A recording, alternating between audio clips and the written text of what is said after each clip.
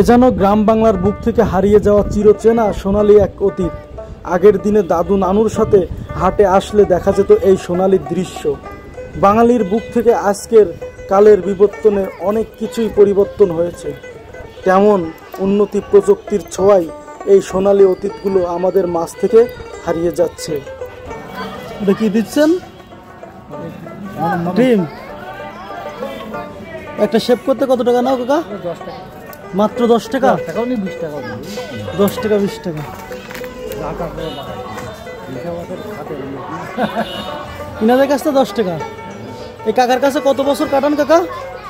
তা মানে 20 বছর কাজ হবে। 20 বছর এখানে কাজ করান? তাহলে তো একদম দোস্ত আপনার।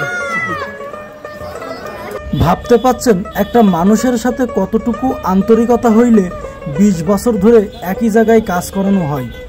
20টি বছর ধরে এই কাকার কাছেই এই কাকাটি কাজ করে আসছে। কোন কোন হাটে বসেন? লক্ষণপুর আর শিকারপুর। তা হাট তো আরো আছে, তা বসেন না কেন? আর সময় পাই না। আর এই হাট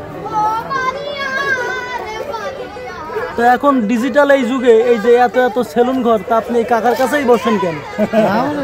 আকাল সকালে আকাল সকালে সেই ছোটবেলা থেকে। মজার ব্যাপার হলো পাশে যে ব্যক্তিকে দেখছেন উনিও কিন্তু এইখানে এইভাবে চুল দাড়ি কাটানোর জন্য ওয়েট করছে। এটা এক ধরনের সিরিয়াল বলতে পারেন।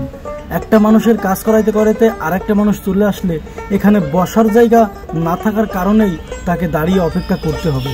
হয়তো এই মানুষটা একদিন থাকবে না, কিন্তু এই কাজের জিনিসপাতিগুলো থেকে যাবে। দীর্ঘ 30 বছর ধরে এই কাকার সাথে এগুলো রয়ে গেছে।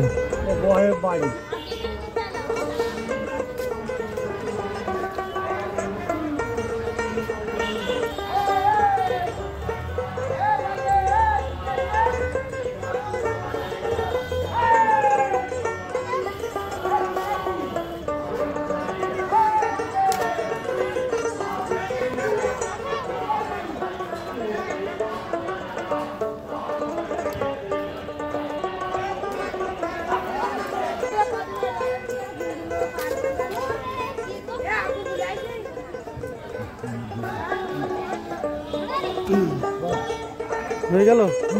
এই কাকা বসবে?